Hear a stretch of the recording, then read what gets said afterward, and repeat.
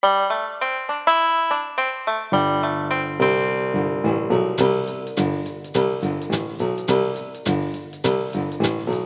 everyone, and welcome back to Movin' Right Along, a Muppet movie podcast brought to you by toughpigs.com. It's the podcast where we watch the Muppet movie 2 minutes at a time and talk about it a lot. I'm your host, Anthony Strand. And I'm your other host, Ryan Rowe. And we are joined today by a very special guest star. Tell the audience who you are, special guest. Hi, I'm Tansy Rayner Roberts. I am a science fiction fantasy author, and I am also one of the co-hosts of the Verity podcast, which I believe is where you found me. That's right. It's my favorite Doctor Who podcast, and I listen to a lot of Doctor Who podcasts. It's also my favorite, so I would hope so. Yeah. Thank you so much for being here. And today we are talking about minutes 87 and 88, getting into the home stretch of the Muppet movie, where we begin with Lew Lord offering the Muppets a standard rich and famous contract, and we continue through the whole first section of The Magic Store, the closing number of the film. So first I want to talk about Lew Lord, Orson Welles. I counted, it's 14 seconds before anyone says anything in these 2 minutes. He thinks about it for a very long time. So my question for you guys is that suspense of will the Muppets get a film contract, is that worth dragging out for 14 seconds? That's a good question, because it's this far into the movie, we have a pretty good idea that they are going to become Hollywood stars, especially because they already have gotten past the major threat of Doc Hopper. So it's not necessary at all, but I think it's fun that you just have to sit there and watch Orson Welles think about it for 14 seconds. Yeah, I mean, as far as an actor's presence too, like what he is able to do with the gravitas of him sitting there and having that. And, you know, I should put out, was watching these minutes. I haven't watched the movie as a whole for a few years now, so I was coming to it reasonably out of context. And it is a very powerful moment. And a lot of it has been about setting them up with these happy, wondrous dreams and then crushing them a little bit. And he looks like he's going to crush them. Like, there's tension. Yeah, he does seem very suspicious at first, or skeptical. Yeah, I do love that moment where he looks down at his intercom. Like it looks like he's considering calling security or something. I didn't even think about that. He tells Miss Tracy, you know, like we know that's what he ends up doing, is telling Miss Tracy to write up the contract. But when he glances down at it, there's this moment of, is he going to kick him out? Has this all been for nothing? Is Kermit going back to the swamp? Absolutely. It does. There's the fact that it's Orson Welles. Like, can we talk about that as well? Yeah, I'm sure you may have previously talked about this, but it's freaking Orson Welles. Yeah, it's a very good choice to play this role, and he, like you said, gravitas is a good word, because he has one line, and he's only on screen for probably less than a minute total. But you really get that the Muppets are intimidated by this guy. Well, and like, I had no idea who he was when I was a kid, and he's just very impressive. He's like you said, gravitas. He's a very impressive presence. So even as a little kid, it was just like, wow, there he is, Lew Lord. Yeah, that's probably a real movie executive, you know, or something. It's one of those things, isn't it, about coming back and watching these things as an adult and realizing how much more there is to it than you may have noticed as a kid, when it's just like, this is a cool story. And then you come back and like, oh, hang on a minute, like thinking through the people that they bring in and the level of kind of status that the Muppets had at this point. Like, they kind of did. They were really a big deal. Yeah. Oh, yeah. This is when the Muppets kind of ruled the world for a couple of years. This is pretty much the peak, or the plateau. And to show that status that the Muppets have, they are rewarded by Orson Welles here with a standard rich and famous contract, which is a phrase that I've always loved, and also just the perfect, beautiful fantasy wish fulfillment ending. Absolutely. It's so easy. He hasn't seen them audition. He's only heard Kermit speak. It's just this ragtag group of creatures and hippies. And he just kind of looks at him and says, okay, yeah, rich and famous contract. Like that's a thing. Right, Yes. right. That's how you become a movie star. You stroll into an office and are awarded a rich and famous contract. Although, actually, I mean, yeah, there are plenty of celebrities today that I can only assume that's how they became famous, considering the lack of talent. It does make sense. Sometimes the standard rich and famous contract must be just pulled out of a hat quite randomly. Right, like, and you might get a balloon, you might get a contract. We'll see. And once you have the contract, there's no going back until you're rich and famous. Absolutely. I'd like to talk about Kermit's face, because as soon as the announcement is made that they get their standard rich famous contract, everybody else is so excited and they're so happy and they're bouncing up and down, and we just get this long zoom of this moment. Again, it's another moment of silence, really, but on Kermit's face, and just the level of, because he's a Muppet, and I love the Muppets, and I take them very seriously, but I just love that this is the kind of shot that would be in a human movie. It's just this moment of emotion, expressionless emotion on his face. Right. Well, he really is contemplating the enormity of what's happened. Right. He's come such a long way. He's had this kind of vaguely defined goal in mind, and here now it has happened. He did it. What now? Yeah, for everyone else, it's the party, and for him, it's it's a little bit of relief, and I think also a little bit of feeling the weight of the moment. But from a craft point of view, it's just really interesting too, because when you have a human acting, a moment of stillness in a film is a really effective thing, and that's what they're doing here. But he's a Muppet, so stillness really we think of the default, really, because it means no one's having to do any work here. They're just holding very still. But it's just that thing where you forget that the Muppets aren't human. Right. Well, and I think that is a testament to Jim Henson's skill as a performer. Yeah, absolutely. Because like you say, the puppet's still, he's kind of doing nothing. But what he's doing is making sure that this very complicated expression is kept on this puppet's really expressionless face. It's directed as if, and I think that's part of why that sense of reality of the Muppets is just because everybody involved just takes it so seriously and plays it straight, including the cinematographer is playing it straight, is shooting it as if, but it's just such a silent, emotional. Oh, it's not silent. Obviously, there's happiness in the background, but it's just this moment of, Again, it's gravitas. It's Kermit acting opposite Orson Welles. Welles has just been on the screen, and Kermit is stealing the show from him. Right. Yeah. That's it. That's the movie. Yeah, you're right. Huh. I will say though about all the other characters celebrating and jumping around, I really love Gonzo. We can hear Gonzo yell, "Oh, Camilla!" Yeah. As they're celebrating, which I think it's adorable that he just wants to hug his girlfriend and scream her name in joy. Their relationship is so great. They are hashtag goals, right? They're just. Oh, exactly. We I've mentioned this on the show before, but my wife and I actually had them on our wedding cake. Oh, that's so lovely. Oh, and, because it's I think it's one of those aspects that has been lost in later Muppet stories, the whole, whenever we return to the Muppets in various things, it's always the on again, off again, problematic, occasionally toxic relationship between Miss Piggy and Kermit that everyone returns to. But Gonzo and Camilla, they were just such a big part of it all. It's I don't know, I feel like that gets lost a bit in the more modern versions. Yeah, we've seen a lot less of her in the past 30 years or so. There's an episode of the 2015 series where they get back together, isn't there? Oh, really? Yeah, that's right. Which is it's on the other hand that implies that they broke up at some point, which isn't great. But it was nice that they acknowledged the relationship.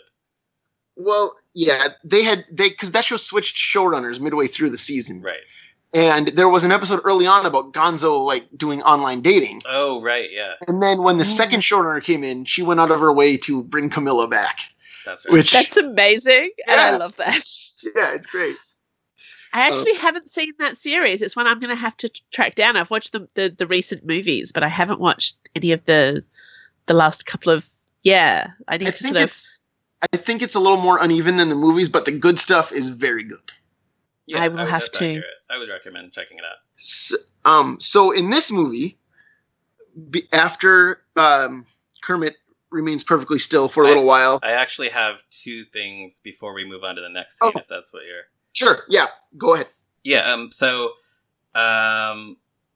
as we just said, it's remarkably easy for them to get this Rich and Famous contract from Lew Lord. And there's actually a little sort of lost to history footnote to that. There's an animator named Darren McGowan who worked on a bunch of projects for Nick Jr., PBS Kids, and various other networks and studios. And in 2004, he had a meeting with the Jim Henson Company in which he pitched them some concepts for animated series based on the Muppet characters. And one of them was called Muppets 75. And the idea, so the pitch was, ever notice how easily the Muppets got that standard Rich and Famous contract from Orson Welles at the end of the Muppet movie? Well, it's made clear here, just 2 seconds after the film ended, Welles was an escaped lunatic posing as a movie exec who gets captured by guys in white coats and taken back to the asylum. This leaves our Muppets on the streets of Hollywood, penniless, broken, and trying to get by in the 1970s. So that would have been the concept of that series. Obviously, the Henson Company did not buy the series, but it would have been interesting. I can imagine it as a short or something. I don't know that it can sustain a series. I don't know.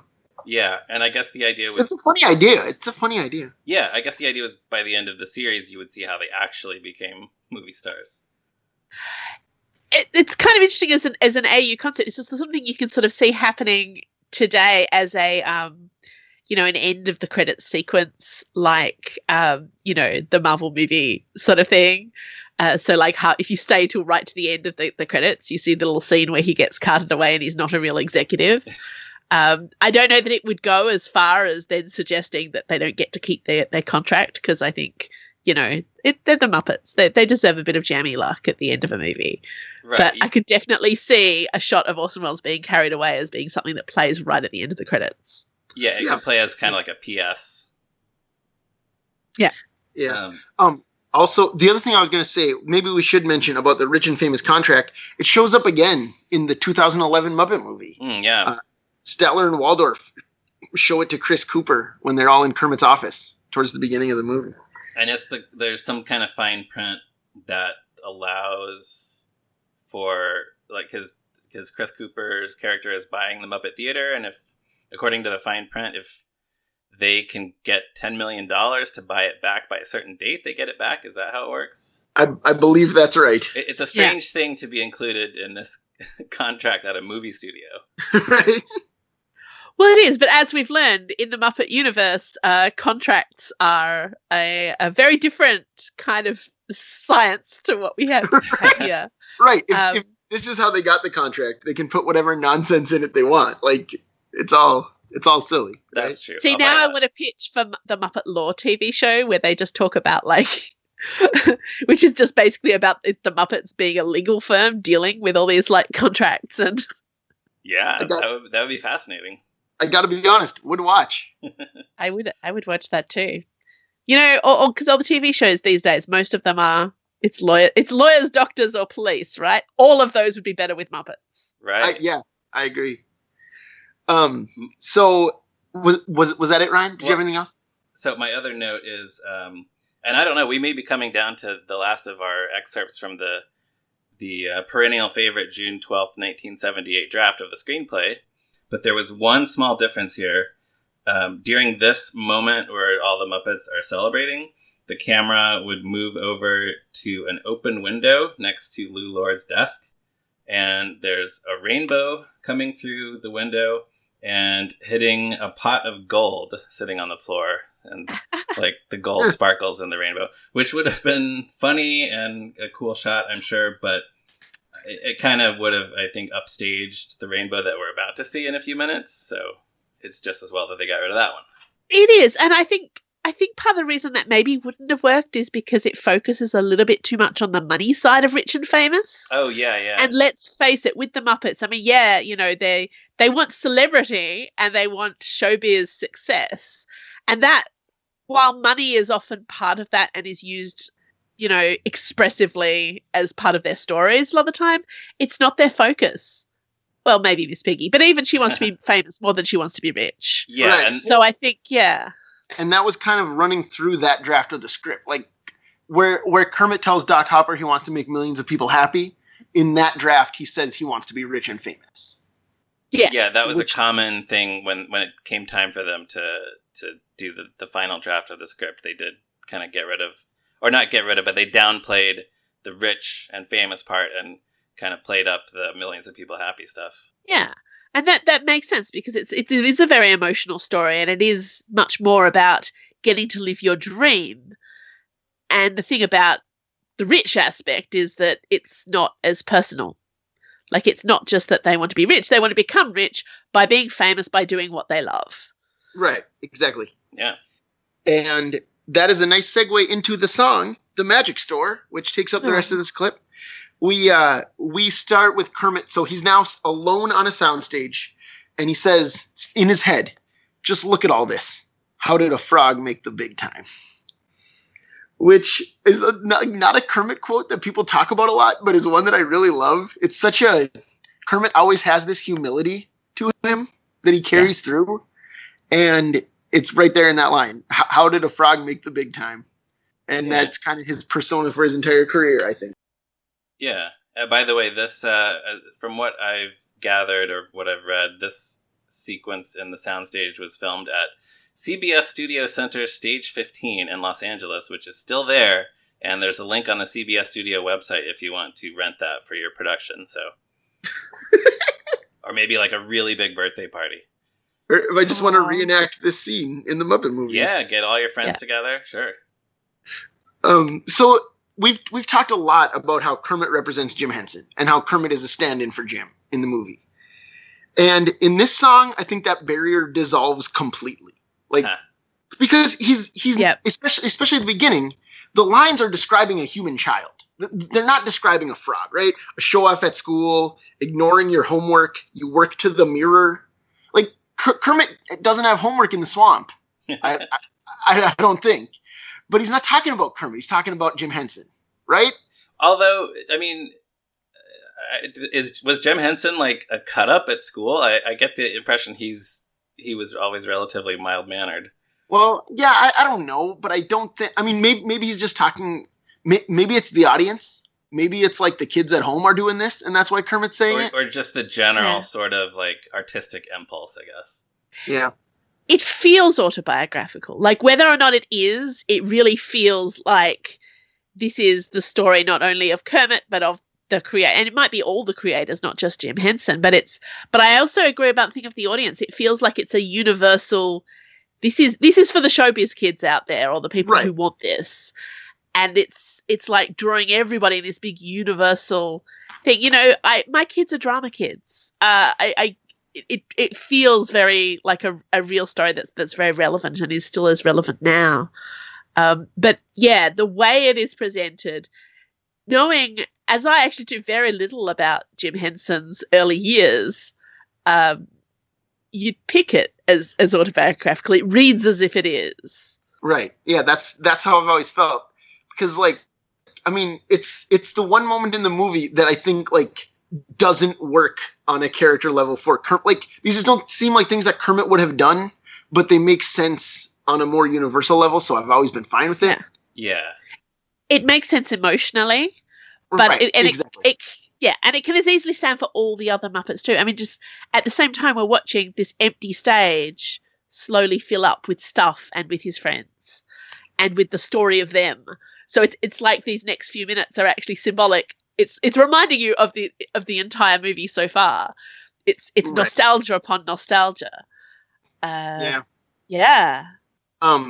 So what I wanted to talk about then, as the friends come in, we see them kind of slowly, they're riding in on a series of cars. Fozzie's driving a tractor. Oh, can I mention one other thing, though? Yeah, go ahead. So Kermit is sitting on a stool here. Oh, yeah. It's a very wide shot, and there's no visible puppeteer, but he's moving very expressively. So, oh, that's true. Yeah, it's one of those how did they do that moments where you might not even really think about it the first time you see that, because, of course, it's Kermit. He just sits on a stool. But this, I think, is the same as what they've done in some other productions, where they put a mirror inside the legs of the stool that are facing out. So the mirror then reflects the other legs back. So you think that you're seeing all four legs of the stool, but you're just seeing some of the legs reflected back onto each other, and the puppeteer can hide behind it. That's so interesting, because I totally looked at him on the stool, and even knowing like this is the movie where we first see Muppet legs for the first time, that's something I relegate to like earlier. It's like, wow, because the shot that really I noticed was the one where he's sitting there and there are all the mirrors behind him. Yeah, it just is a really effective. Well, I love it because it's like infinite Kermits extending out forever, making millions of people happy. Right? Like that's the mirror, like the scene with the trifold mirror. I love that. Kermit for everyone. Mm-hmm. Yeah.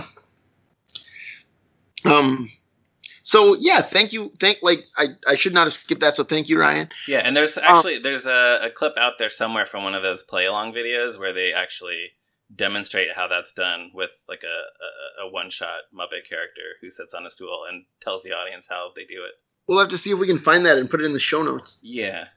See if we can find the clip online. So why do we think Fozzie's driving a tractor? Somebody had to, and Fozzie, we know that Fozzie is an okay driver. That's true. Fozzie does have the most experience driving. I guess Dr. Teeth will drive anything. Yeah, right. And Dr. Teeth wanted to hang out with the band on that cart. So, but yeah, like I think Tansy, you mentioned they're all carrying all these props that look like things from the movies. Do either of you have anything in particular that jumped out at you, like visually on this? I'm trying to think. I don't want to separate too much into this part rather than the next section, which I think has more. But yeah, as they're starting to pull all the bits and pieces together. Actually, no. Well, something I did want to. It doesn't answer your question, which I think ask me again for the next segment. Okay. But I love the fact that they have the standard rich and famous contract. They are now movie stars, but they're clearly like doing their own scene moving. They're doing all the behind the scenes work. Yeah, I wrote that down. Lew Lord is actually getting a really great deal because not only are these Muppets all the actors in the movie, they're also all the crew. They really are. I mean, I kind of wonder if they're getting paid movie star money for the long hours they put in painting the sets and moving them around. I mean, because that's lovely if that's true. But yeah, they're very hardworking celebrities. Right. Well, and what I love about they're making their own scenery and doing the scene moving and stuff. I love the low key handmade charm of these props. Yes. Like they look like a school play or something. And particularly Scooter is sitting on a sign that says "The Movies." Yeah, but you recognize all of these things right away, like the cross and the bell from the chapel and the Worldwide Studios guy with the globe. You immediately go like, oh yeah, that's from that part of the movie, and that's from that part of the movie. Right. There's a wooden Arnie the alligator, like the alligator from the opening scene. Where is that? It's on the one with Gonzo and Bunsen and Camilla and all them. I don't think I've ever noticed that before. I think it might be just like painted onto the scenery, but you're right. Huh, yeah, you see an alligator, so it's just like our old buddy Arnie the alligator. He's back from terrorizing Dom DeLuise. Nice. And that's the thing. All these sets are clearly made of like they're actually not movie sets at all. They're theatre sets, and that's something that used to do my head in as a child, particularly. Much more, I think, with Muppets Take Manhattan, which I think I thought about way too much as a child. But just that whole thing of the reality, like what is it that we're actually watching? Because the Muppets are totally breaking your sense of reality of what's happening. And it's like, well, if they're making the movie that we just watched, the stuff doesn't look like the things we saw in the movie, because clearly the movie we watched was live action, and the one that they're making here is much more of a almost cartoon theatrical version of the same thing. So did we imagine that the movie was like better than it was, or is this part of the magic of the movies where the set, it looks like it's a 3D church, but actually it was a piece of cardboard? When you light it properly, it looks like a real church outside. I guess I've always assumed that, because, yeah, like you say, we know that the movie that we're watching is the movie that the Muppets made about themselves, because they're also watching it in the screening room along with us. But so I guess when they made this movie about themselves, they also shot this scene about themselves making a movie about themselves. Right. So it's like, it might be, how many levels is that? 3, 4? So meta. Because then it's also like we are watching a movie called The Muppet Movie that we know was made by Jim Henson and James Frawley and the gang. So yeah, that might be 4 levels down. I'm not sure. I'm pretty sure as a child this introduced me to levels of philosophy that I was not ready for. Yes, it's very meta. Well, and maybe that's what that shot of Kermit at the mirrors represents, is all the narrative levels in the movie. Yeah. Look, I've just actually been rereading Moving Pictures by Terry Pratchett. I don't know if either of you are familiar with Pratchett, but this particular novel is about the idea of Hollywood and the movies coming to the Discworld, which is a world of magic, and it's all very much, we made the sets out of balsa wood and plywood, and everything is fake, but it looks more real than the real thing.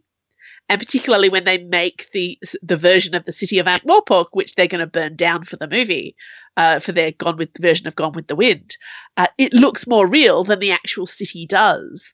So there's always a sense where Muppet reality is more real than anything else, but it's theatre reality. And of course the Muppets come from the theatre. So yeah, right, I don't know. Yeah, Muppets do your head so much going on. Also, somewhere along the way, Robin joined them because he's riding on the cart with Scooter.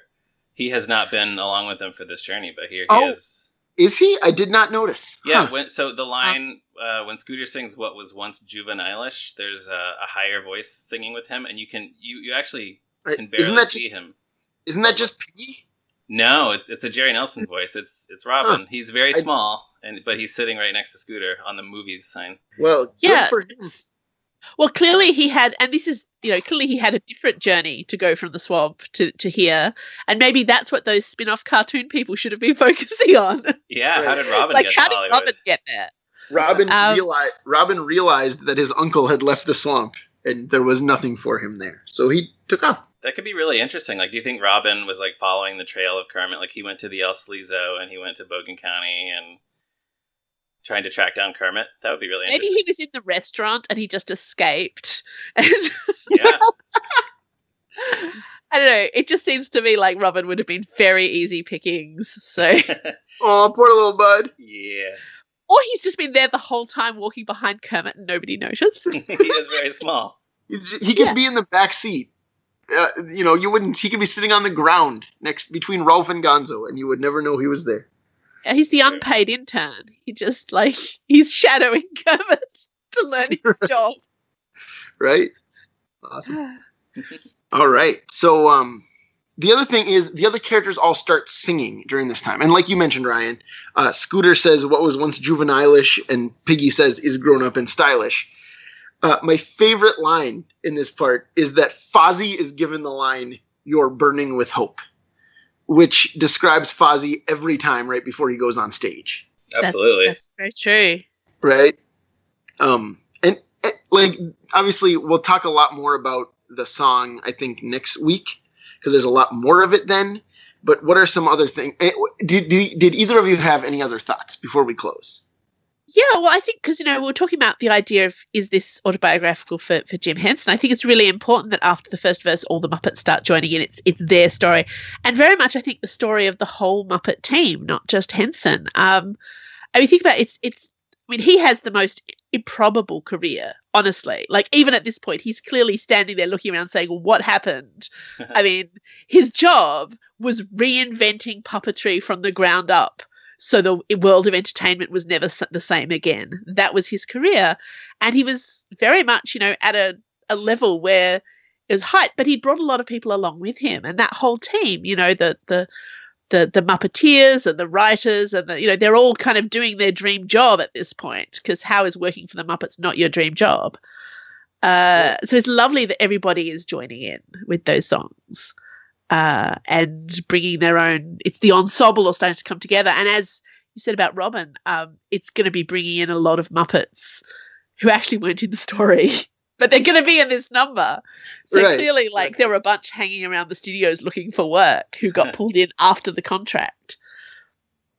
Right. Well, I think you can't make an entire movie with 9 people or whatever it was up till this point. 11, something like that. Absolutely. And the line, I mean, apart from the whole rhyming juvenile-ish with stylish, which is distressing on many levels, but it's a really important sentiment, that whole thing, because it's about are the Muppets for kids or are they for adults? And the answer has always been yes. But this is a very, it's a movie aimed at kids. It's a movie delighted in by adults. It's adults getting to create something that's childish. And the idea of a showbiz career, a lot of people think of as being inherently childish, as anybody who's ever tried to explain, wanting to go into a showbiz career to their accountant parents. No, but Miss Piggy, I think the grown up and stylish, it's a lovely line for her. I always like it when Miss Piggy is part of the gang, because there are so many storylines where she's sort of off on her own and she's obviously very hard to be friends with. But here she's part of the team and she's so delighted in herself. And I'm very fond of Miss Piggy. Sure. Yeah, me too. Yeah. Anything else, Ryan, before we close? Well, my thoughts are much shallower than that. But I just wanted to mention, so the part where Kermit sings "Somebody Out There Loves You," stands up and hollers for more, and Fozzie shouts "More." I love that part. And because Fozzie loves Kermit. Well, yeah, definitely. But I just love that. And every time I'm listening to the song, unless I'm listening on headphones on the bus or the subway, I can't not shout "More" along with Fozzie. And I suspect that a lot of Muppet fans do the same thing. Absolutely. And then, and I just wanted to mention the arrangement of this song. There's some instruments, I think some sort of synthesizer type instruments that do kind of make it sound like it's from the 70s, but I love those too. There's a sound after they say "You got a home at the magic store," and it's just kind of like this pew pew pew pew. I just love that sound. It's a very specific late 70s sort of. Yeah, it's like they've just invented and or discovered all the buttons on the keyboard. Yeah, and it feels like it could be they borrowed it from the disco world, but I just love the sound of that. I was actually just about to describe it as a disco Star Wars sound effects. Yes. Yeah. Is kind of what it is. And that line, the last line of this section of the song, which comes in beautifully before the end of the minute, so we can talk about it discreetly. The line "You found a home at the magic store" in the song. I mean, that's such a huge thing, because for a start, the idea of the magic store being, I presume the studio, but also it's the same when the Muppets are in a theatre, just this idea of a place where you go and you make magic. It's Henson Central. Let's face it. It's all that, but also that you found a home, because the Muppets have always been. It's a found family story. Right. Well, and I mean, in this movie too, specifically in Rainbow Connection, the bridge of that song is "All of Us Under Its Spell. We know that it's probably magic." Oh yeah. Yeah. And Kermit sings that line by himself in a swamp, and that's a song about longing. And here now that longing is fulfilled. He's with his new family. He has a home at the magic store. He found the magic. Right. He doesn't think that it's probably magic anymore. He knows that it is. Yeah. What a great movie. It's such a great movie. All right. Well, on that note, we will close until next week when we will talk when things are going to get even more magical, I think. I hope so after you said that. So in the meantime, listeners, you can check out toughpigs.com on the internet, Facebook, Twitter, all over the place. You can follow me on Twitter at Zeppo Marxist. You can follow Ryan at me, Ryan Rowe. Tansy, can you tell our listeners where they can find you on the internet? Yeah, you can follow me on Twitter at TansyRR, or find me on my website at tansyrr.com. All right, wonderful. And with that, we will see you next week. If you are so inclined, give us a positive review on Apple Podcasts or wherever you listen to podcasts. Tell all your friends to listen to the show and join us again next time for another Movin' Right Along. Goodbye. Woo!